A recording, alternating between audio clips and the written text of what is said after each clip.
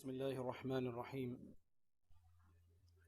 الحمد لله حمدا كثيرا طيبا مباركا فيه مباركا عليه كما يحب ربنا ويرضى جل جلاله وعم نواله والصلاة والسلام على سيد الحبيب المصطفى صلى الله تعالى عليه وعلى آله وصحبه وبارك وسلم تسليما كثيرا إلى يوم الدين. My dear respected brothers, my dear respected ulama, and my dear respected sisters, Assalamu alaikum wa rahmatullahi wa barakatuh. Alhamdulillah, I've just arrived, and seeing this crowd, it's really pleasing.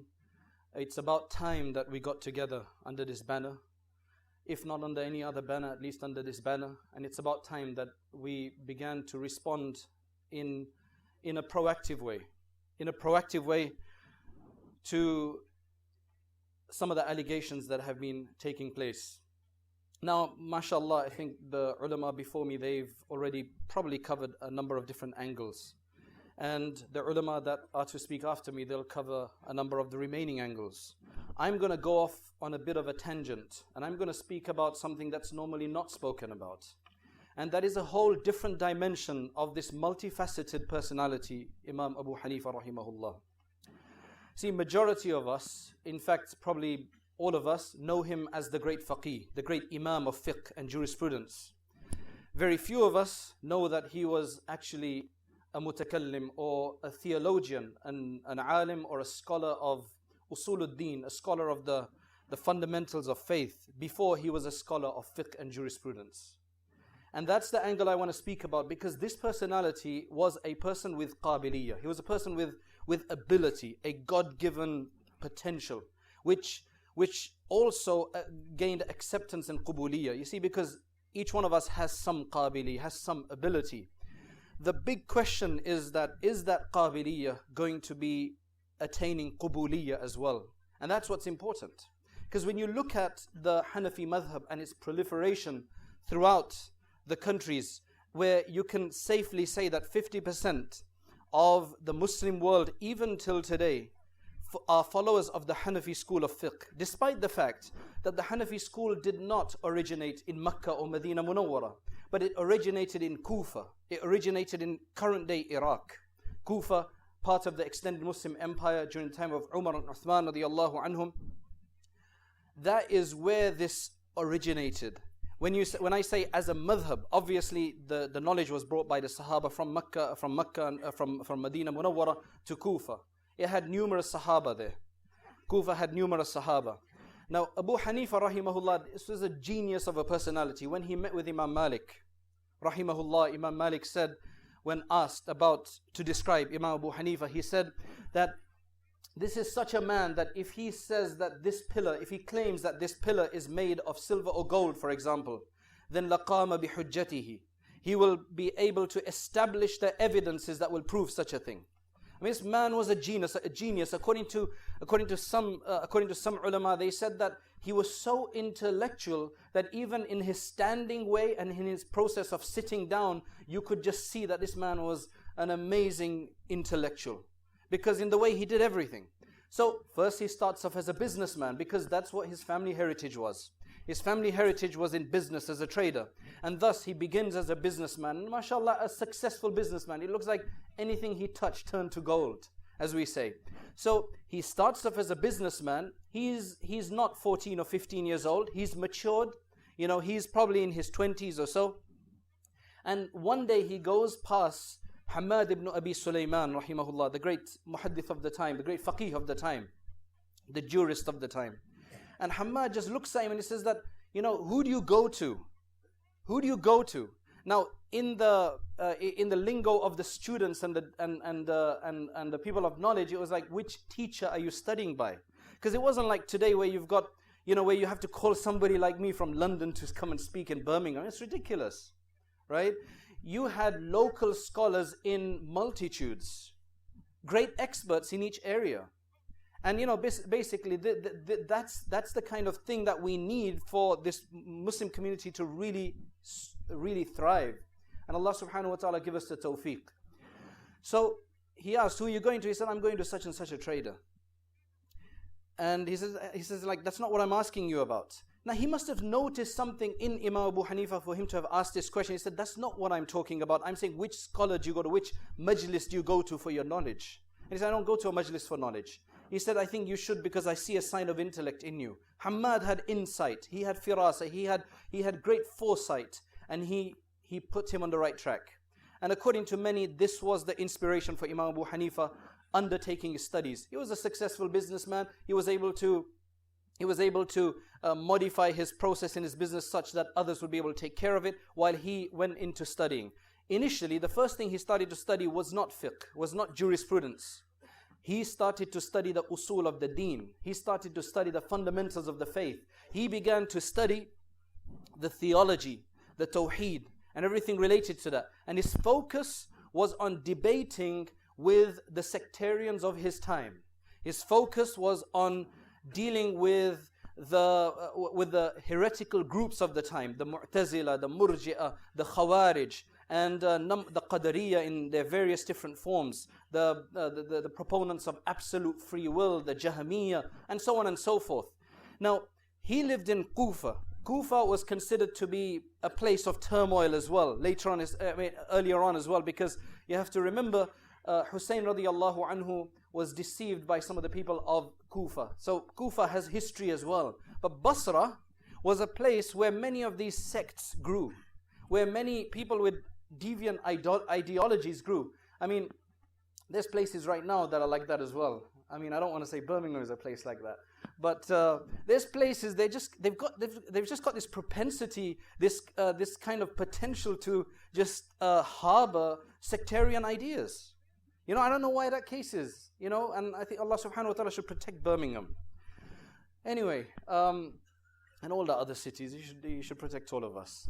But basically, you had Basra. It had extreme Shiites. You know, it had extreme Shiites. It had all, you know, it had a whole spectrum of different ideologies.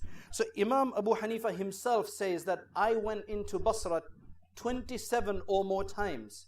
And sometimes I stayed there for 2 months, sometimes for 3 months, and sometimes for a year, because I was in debate with somebody. And he silenced many of these groups.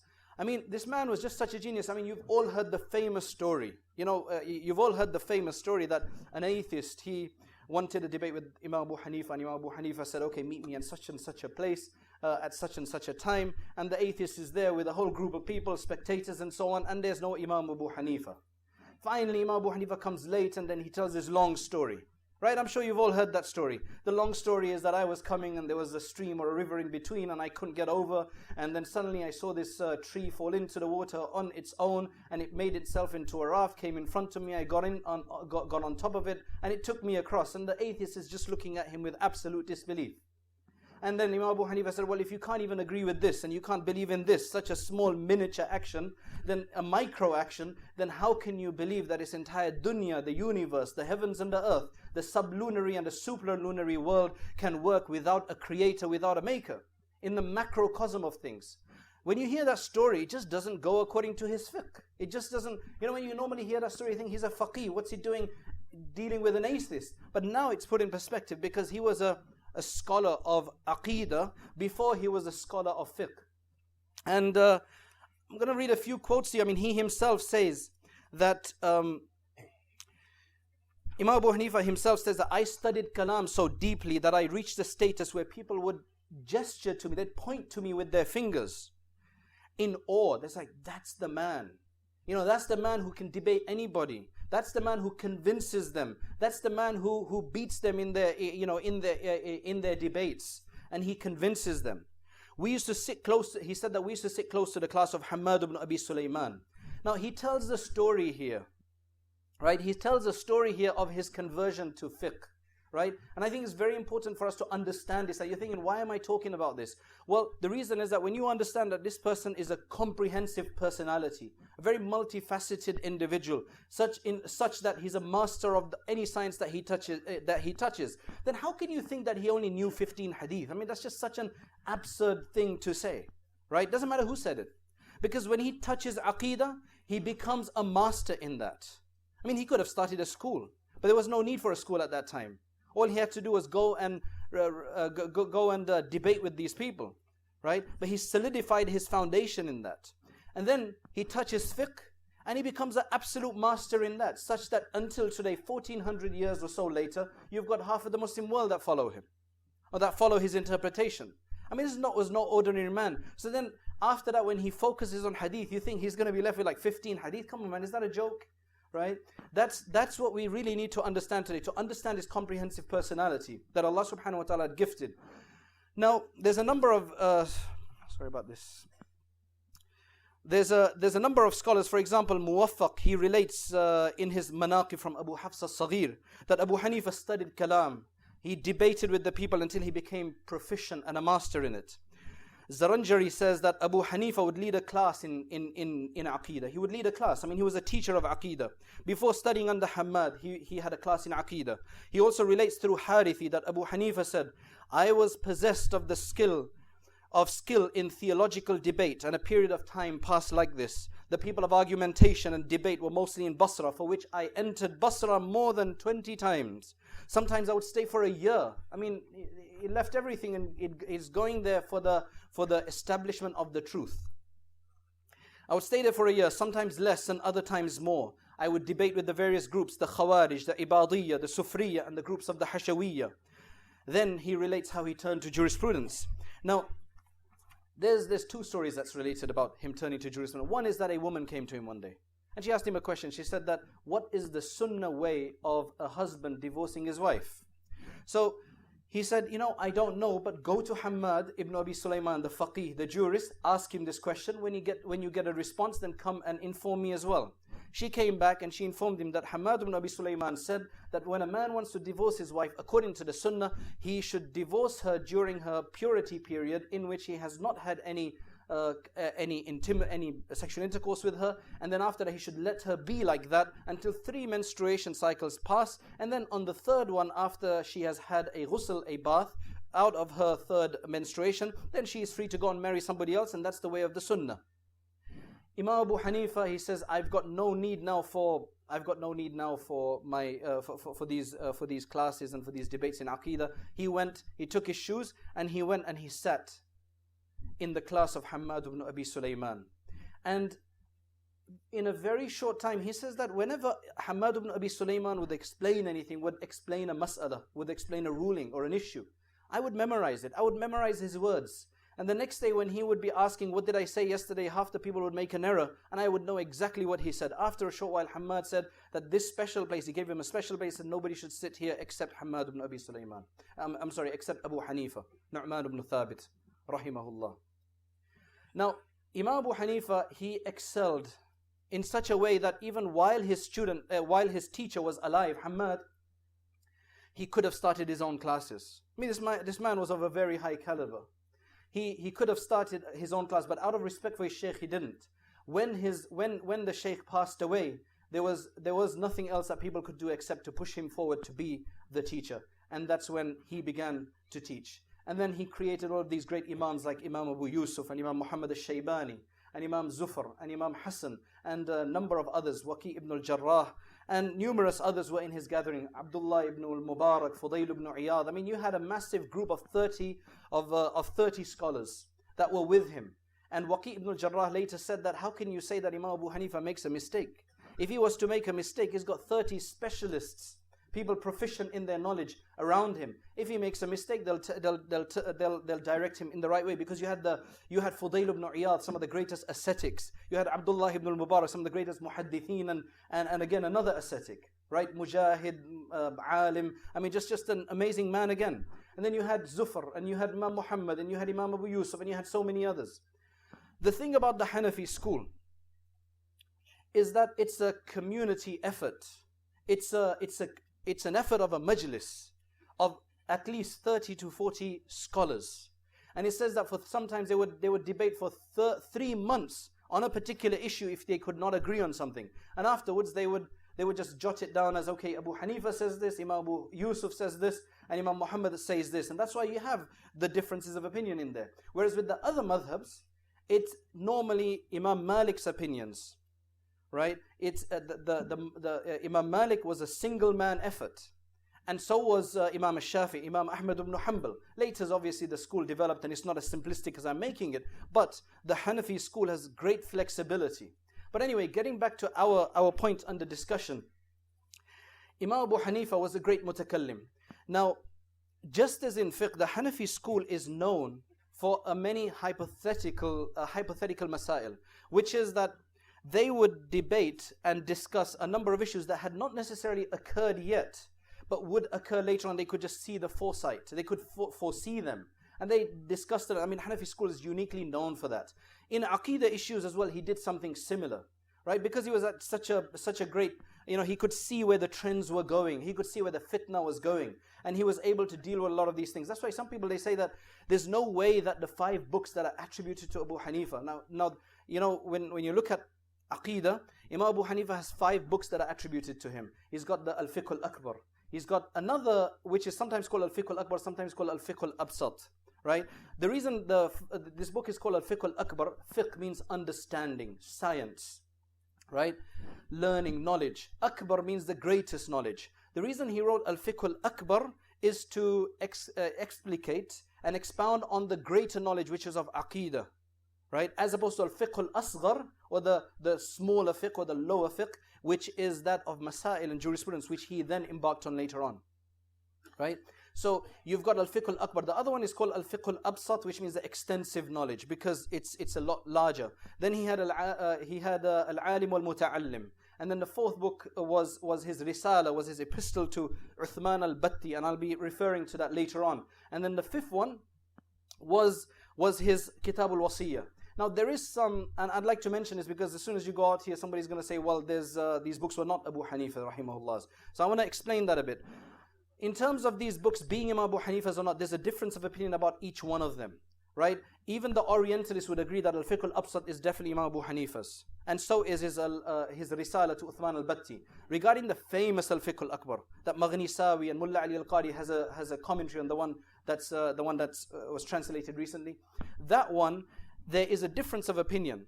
However, without going into too much detail about whether it is his or not, one thing that pretty much everybody agrees with, right? Everybody agrees with, is that it definitely reflects his opinions. What's contained in there is what his opinions were transmitted to us as being. So that thing is different. We're not going to waste time in trying to say it's his or not. It doesn't matter, right? The book is a great book. I will be referencing it later on. What this book does is that it puts Imam Abu Hanifa squarely into the realm of the Salaf. In Aqidah, when you talk about the Salaf, you're talking about the first 5 generations. Imam Abu Hanifa was squarely in the Salaf. He passed away in 150, well before Imam Bukhari, well before Imam Muslim, right? Well before all of these great scholars, well before Imam Ahmad ibn Hanbal. I mean, Imam Ahmad ibn Hanbal passed away in 241.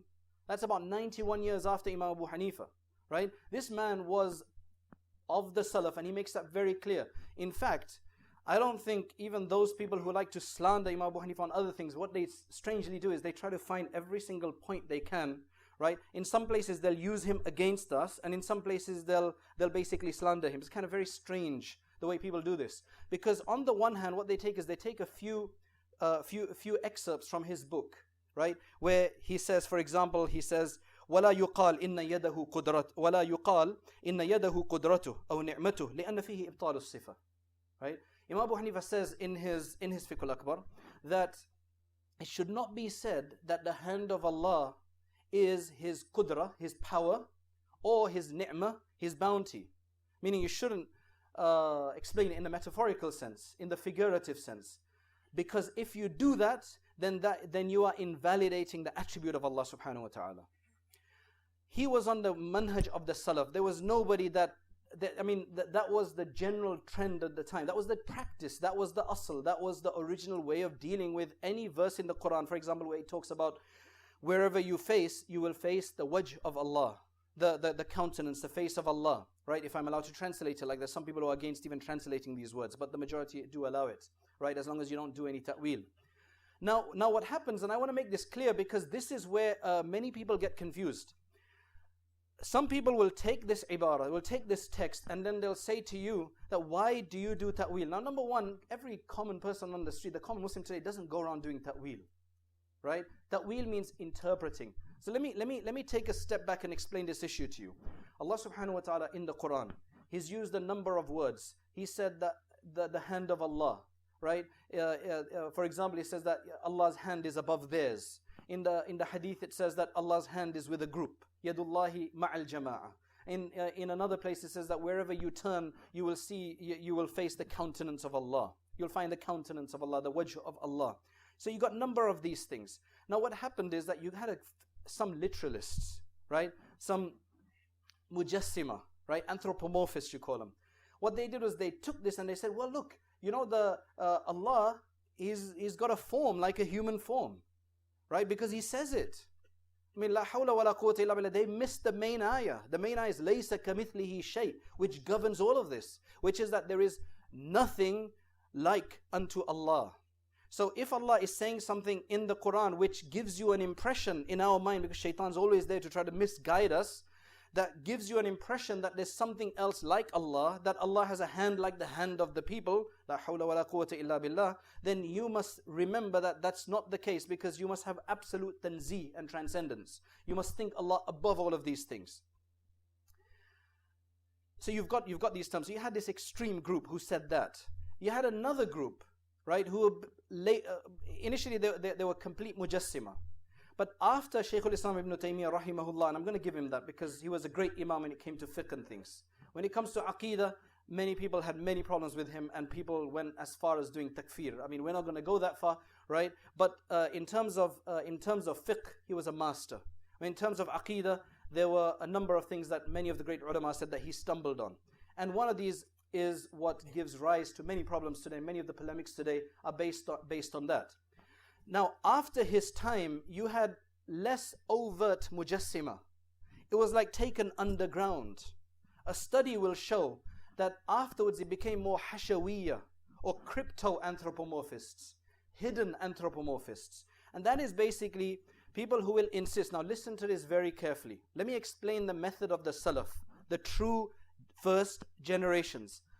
The Sahaba and the Tabi'een after them, the great Imams, the way they dealt with words like this, terms like this that were mentioned in the Quran, they would say, we leave it to Allah. We believe in it the way Allah subhanahu wa ta'ala has intended it, but we leave it to Allah. We're not going to go in there and make ta'weel and interpret it and all the rest of it, right? We're not going to do that.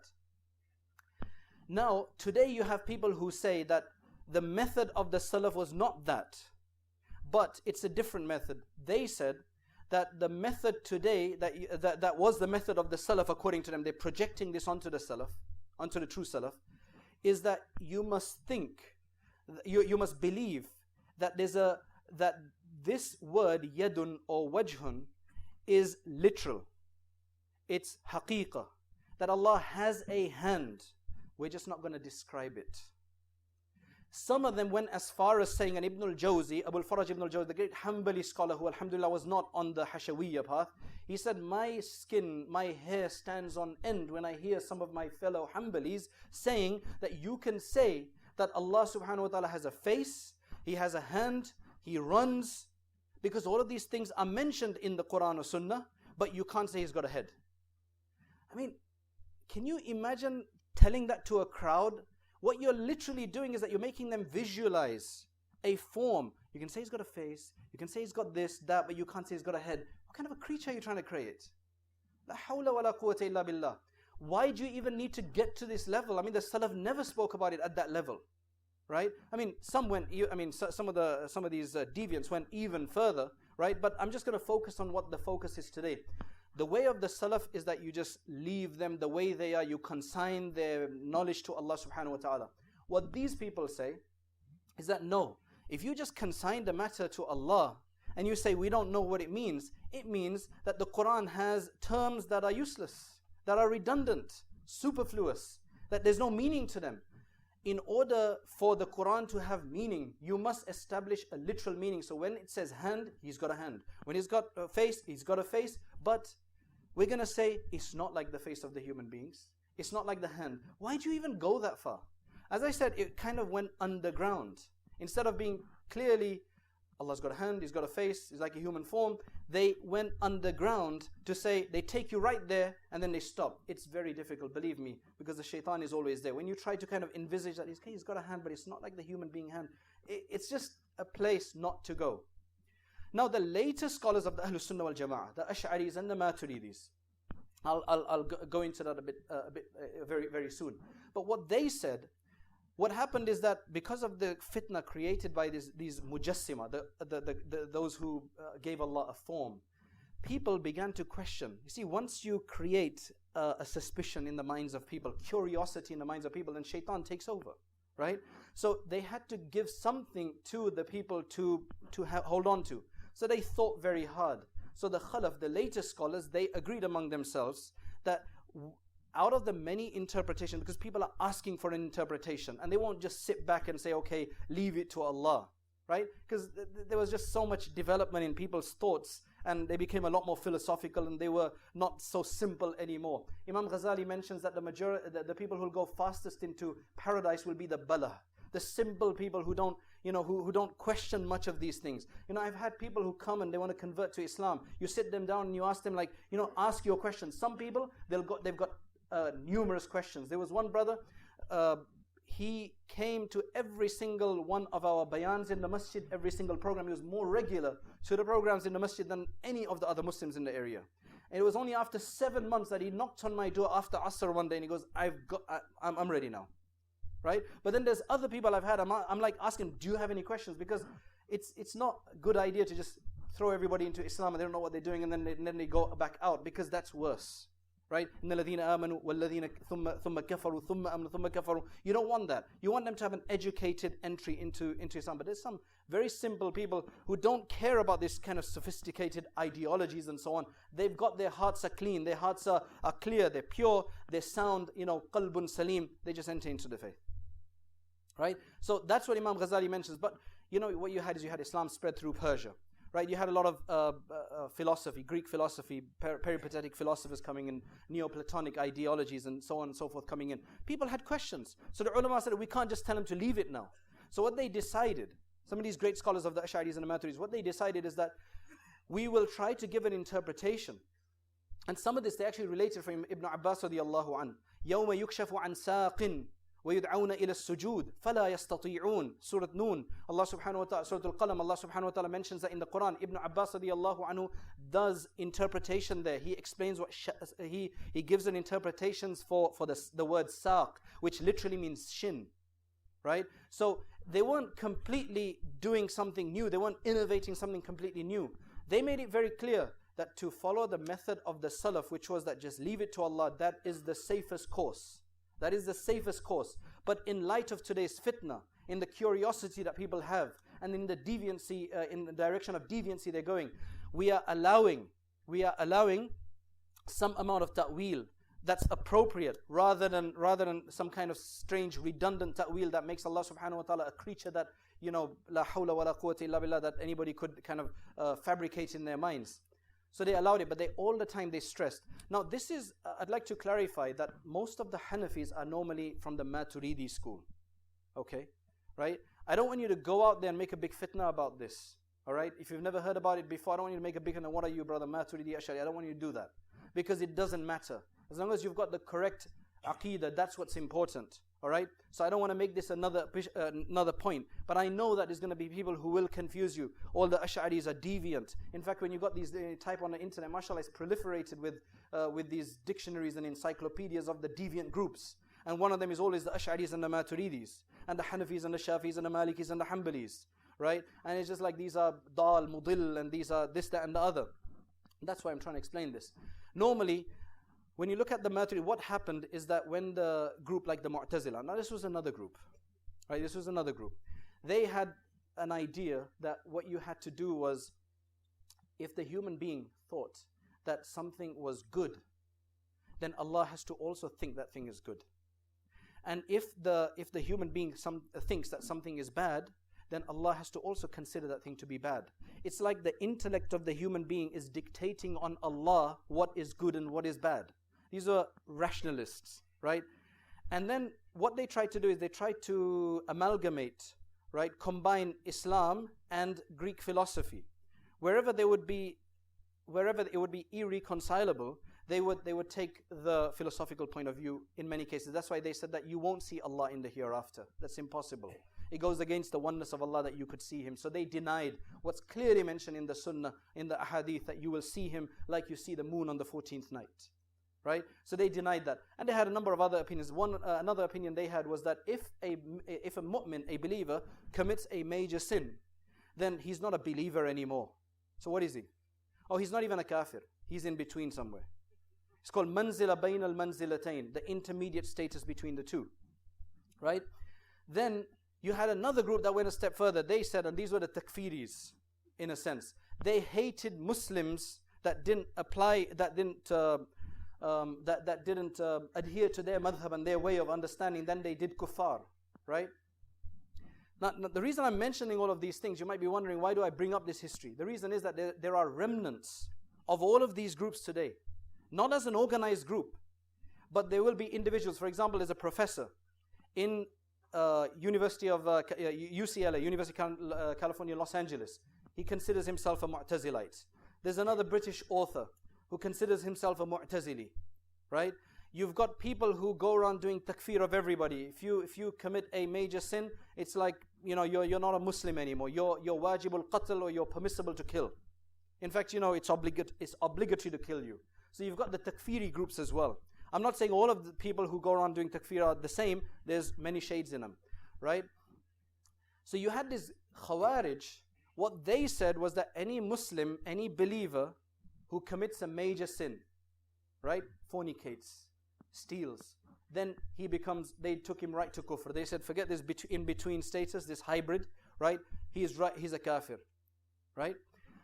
Now, in response to that, you had all of these strange ideas coming up. In response to that, you had the Murji'ah. These were a group, they said, what's all this takfir going on? What's this taking everybody out of the faith? They went to another direction. They said that it doesn't matter what sin you commit, as long as you're a believer, brother, you're fine, right? And you hear this a lot more. And that's why I think the bigger fitna today is of secular Islam, progressive Islam, modernist Islam. Because what they're going to do is, at least others are saying, go back to the Sunnah, destroy everything in between, forget what the Imam said, forget what all these great Ibn Hajar al-Asqalani and others said, go back to the Hadith, brother, the Sunnah, brother, right? But there's some validity, meaning that at least they're not going out of the faith. There's others who are just like saying, no, don't take anything. As long as you're a Muslim, as long as you consider yourself a Muslim, that is sufficient. You can sin as much as you want, it won't affect your iman. Good deeds won't make you any better. It's just a good thing in terms of a social sense, but in terms of your deen, لا يضر ذنب لا يضر. Your sins will not harm you. You had another group who, when they saw the Khawarij making people condemning them to disbelief, they said that's wrong. I mean, the position of the Ahlus Sunnah wal Jama'ah, which everybody should agree with, is that anybody who is a believer, who has accepted the faith, then it doesn't matter how many sins he has done. If he seeks forgiveness, Allah will forgive him, inshaAllah. Right? We've got the hope in Allah because Allah is forgiving. If he does not seek forgiveness and he dies as a sinner, he is a believer, but he's a sinner. And he is what the famous term is, تحت المشيئة. He is under the will of Allah. Allah says in the Quran, إن الله لا يغفر أن يشرك به ويغفر ما دون ذلك لمن يشاء. Allah will not forgive that shirk be made with him, that you partner with him, that you ascribe partners to him. But he will forgive every other sin. And if you say that means in the world, then that means in the hereafter. Well, of course in the hereafter, because if you've done shirk in this world and then you've become a believer, you're not a mushrik anymore. So there's no shirk to deal with in the hereafter. So it has to refer to people who die as a mushrik and those who die as sinners but mu'mineen. The Ahlus Sunnah wal Jama'ah, we believe that anybody who dies a sinner but a believer, Allah subhanahu wa ta'ala will deal with them according to the way He wishes. And there's many hadiths that explain that. If He wills, He can punish him, and it will be completely out of His justice to do that. If He doesn't want to punish him and He likes a single act that he did, He will forgive every single sin of his and send him into paradise. It's entirely up to Allah. You know what the Mu'tazila said?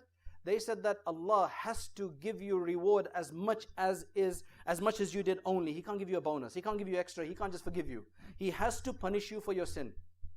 They like obligate these conditions, and they put Allah in all of these conditions, right? Deviant group. Khawarij, they'll just take you completely out of Islam, right? Now the Murji'ah, the deviant Murji'ah, the deviant, what you call them, the postponers, the antinomians. I mean, the Christians have dealt with it from Paul. Paul is considered an antinomian. I mean, these are people, I mean, you heard the Christians all the time. Jesus died for you on the cross. You bas aap maze karo. You can do what you like. As long as, you kind of just go and sing on Sunday and have a bit of wine and bread, right? You're fine. It creates this laxity. It creates this antinomian tendency, which is that it's okay, it doesn't matter. As long as you got faith, you're fine. You hear so many people today, especially people who consider themselves intellectual Muslims, right? In that sense of the term. They say, as long as you got a good heart, it doesn't matter what you do. It's like, do whatever you want in your bedroom, it's okay. Right? La hawla wa la quwwata illa billah. I believe that this is a greater threat. Because as more people go into academics in this country, as more of our Muslims, they have to be really careful. Because academics, which is, we're going to have to go into it to make any difference in this country. But the people who will go into it have to be very careful. Because when you become a bit overawed by the various philosophies that you will learn and the various different ideologies, you have to be very firmly grounded in your aqeedah and your understanding. Otherwise, you may adopt something else. And you will come back and re-look at Islam. And you will then adjust it, modify it to suit what you think is correct. The Prophet ﷺ mentioned that a time will come when a person will have some food, have a nice full stomach, and he will say that let's talk on the basis of the Quran, forget the Sunnah. I'm paraphrasing. The ulama mentioned that the reason he mentioned the food there is because it will normally be people who will be well off. I'm not saying it's bad to be well off. The Prophet ﷺ said that so virtuous is halal wealth in the hands of a pious person. The problem is that when people are relaxed, they don't have to struggle, where Allah comes out of the picture then. Because then they become dependent on their wealth. And then they start thinking of things rationally, because that's what the shaitan wants. And that's a major fitna, that's a greater fitna. Believe me, that's going to be a greater fitna in 10 years. Because America is already there. We're not there yet because alhamdulillah we have stronger connection with our masajid. But you will see that people will move out. As the communities grow, the children can't buy in the same area. It's expensive. People will go out to other areas. You won't be so close to the masjid anymore. You won't be so close to your ulama anymore. And then you'll start thinking for yourself. Because you're an intellectual now. You're an academic. Right? You've got a degree. I'm not saying it's bad. We have to do that, but you have to be strongly in your tradition. You have to be strongly with your ulama. Otherwise, in 10 years, you will see it. And I've seen in America the kind of questions. In America, you couldn't even start off with saying that, for example, if somebody said, what's the status of music in Islam? You couldn't say music is haram.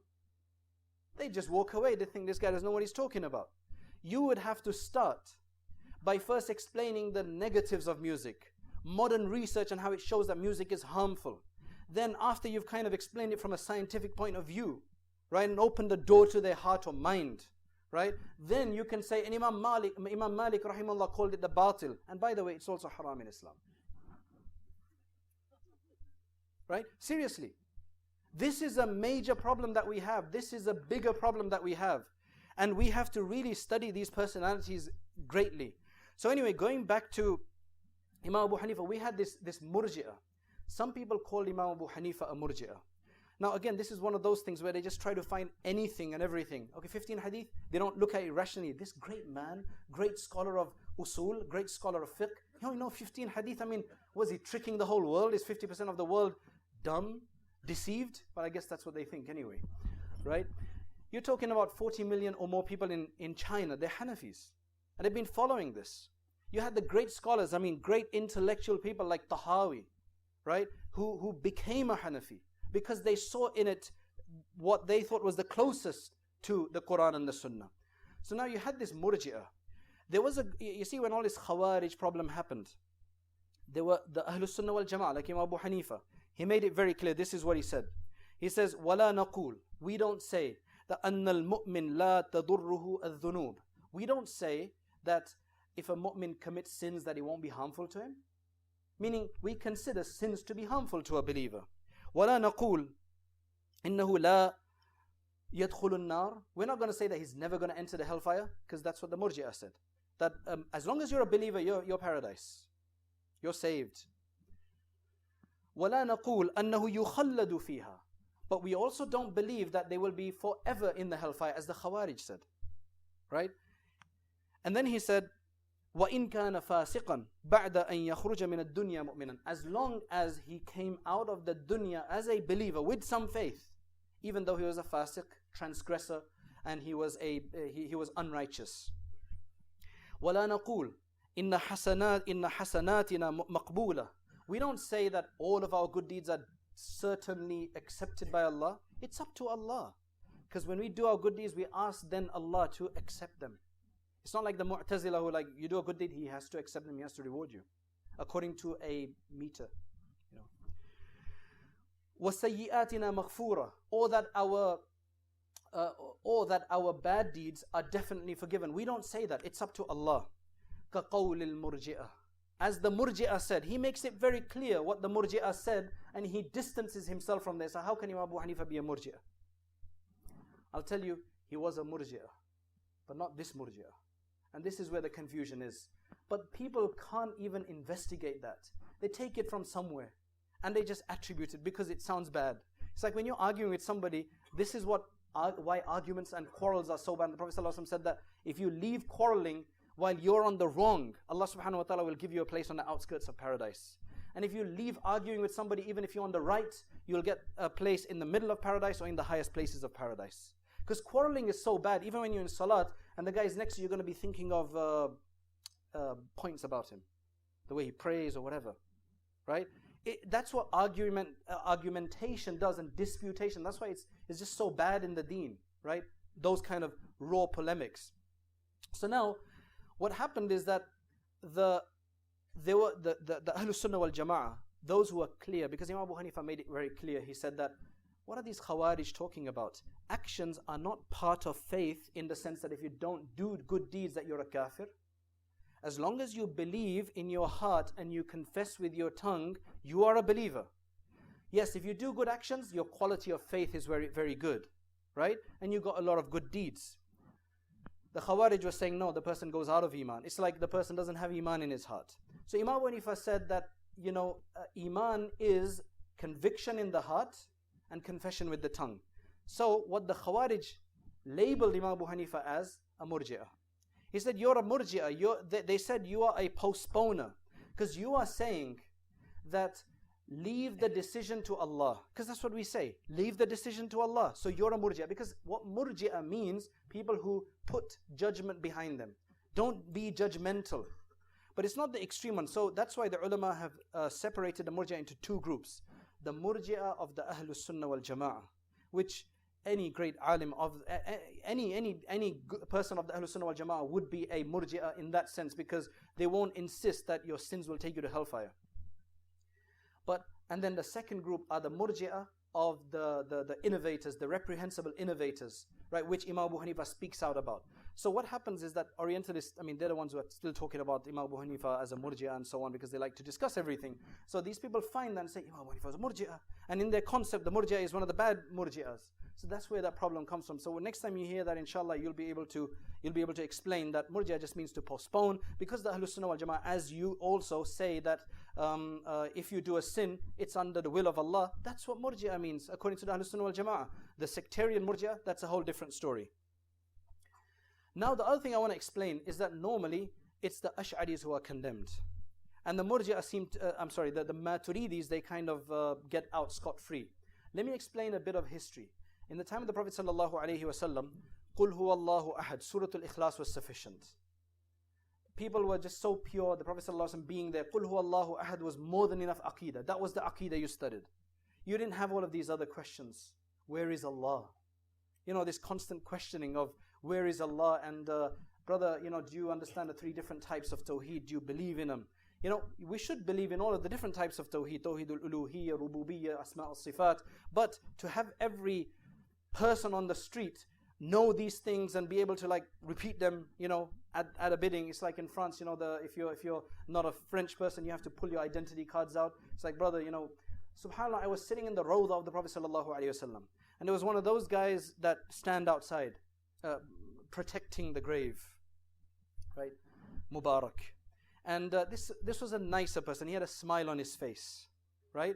And he would tell you nicely, and he'd actually have people look inside to say, look, there's nothing there. It was his way of telling them, you don't need to do anything, right? I just sat there, and then eventually he started speaking to me.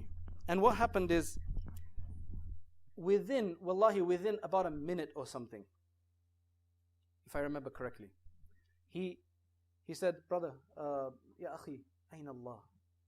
Where is Allah? So I said, ثم استوى على العرش. قال الله سبحانه وتعالى ثم استوى على العرش. Allah subhanahu wa ta'ala is on his arsh. Allah subhanahu wa ta'ala is mustawi. He's established on his throne. Istiwa, on the arsh. So I said, okay, right? And then I said, well, Allah subhanahu wa ta'ala also says, Inna Allah ma'as sabirin. Allah is with the patient people. He's with the patient people. Huwa aqrabu ilaykum min hablil warid. He's closer to you than your jugular vein. So he goes, Hal anta salafi? Are you a Salafi? I said, yes. Alhamdulillah. Right? I said, Alhamdulillah. And then I belabored him on this point of istiwa because I think he had some doubt. So he said, Mustawin al-arsh, yani mustaqirrun al-arsh. I said, La hawla wa la quwwata illa billah. Because what they do is they take this word istiwa al-arsh, which means clearly just establishment on the throne. That's the closest translation we can get to. Even that's not a perfect translation. Allah made istiwa on the arsh. Whatever that means, Allah subhanahu wa ta'ala knows best. But they say istawa, we have to make that as istiqrar, which means to find a place, to find settle, right? That connotes physical sitting, right? And that's what some of them said, that Allah is touching the arsh, not from the above, but from below. And it's la hawla wa la quwwata illa billah. Can you imagine that, as Imam Abu Hanifa says, Ali radiallahu anhu said, that Allah was existent when there was no arsh. Allah subhanahu wa ta'ala created the arsh. Allah is the creator of the arsh. Imam Abu Hanifa makes it clear in his Kitab al-Wasiyyah. So the person said, Mustaqirrun al-arsh. I said to him that you're doing ta'wil. Because you're not leaving it the way Allah subhanahu wa ta'ala said it, but you're saying that istiwa has to mean istiqrar, which means resting. I got him on that. I don't think he ever came across that response, right? And I want to just mention that if anybody asks you, where is Allah? Right? Imam Abu Hanifa makes it very clear. Well, number one, the first answer is that the question does not apply to Allah. Because ayna means fi ayyi makan. In which place is He? Allah is out of place. Allah is beyond place. He created place and time, so He's not in time or place. Number one. Number two, the answer to this is from the Quran. Allah subhanahu wa ta'ala ma'as sabirin. Allah subhanahu wa ta'ala is with the people who have taqwa. Allah subhanahu wa ta'ala is mustawin al-arsh. And you just refrain from going beyond that.